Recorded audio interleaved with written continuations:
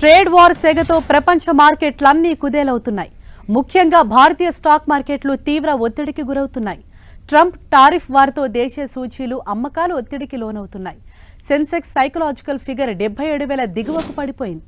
అంతర్జాతీయ మార్కెట్ల నుంచి వస్తున్న బలహీన సంకేతాలు దేశీయ మార్కెట్ల సెంటిమెంట్ను బలహీనపరిచాయి. ప్రస్తుతం సెన్సెక్స్ 550, నిఫ్టీ 200 పాయింట్లకు పైగా నష్టంతో ట్రేడ్ అవుతున్నాయి. కన్స్యూమర్ డ్యూరబుల్స్ మినహా అన్ని రంగాల కౌంటర్లు భారీ నష్టాల్లో ఉన్నాయి. Bajaj finance, Eicher motors, Bajaj Finserv, Maruti Suzuki, Titan 2% పైగా లాభంతో నిఫ్టీ టాప్ గెయినర్స్గా ఉన్నాయి. భారతీ ఎలక్ట్రానిక్స్, ఎల్ఎన్టీ, బీపీసీఎల్, ఎన్టీపీసీ, కోల్ ఇండియాలు 4% పైగా నష్టంతో నిఫ్టీ టాప్ లూజర్స్గా ట్రేడ్ అవుతున్నాయి.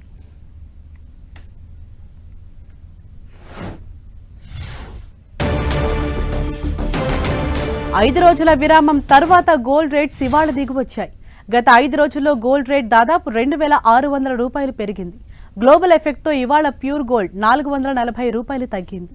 హైదరాబాద్లో ప్యూర్ గోల్డ్ 10 గ్రాములు 84,050 రూపాయలు, 22 క్యారెట్లు 10 గ్రాములు 77,050 రూపాయలు పలుకుతోంది. ఇక వెండి ధరలో మాత్రం ఎలాంటి మార్పు లేదు. హైదరాబాద్లో కేజీ సిల్వర్ రేట్ 1,07,000 రూపాయలుగా ఉంది.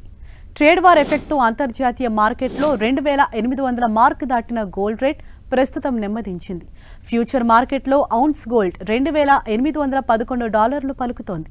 ప్రపంచ ఆర్థిక వృద్ధి, ద్రవ్యోల్బణ ఒత్తిళ్లతో గోల్డ్ రేట్ ఇవాళ దిగొచ్చింది.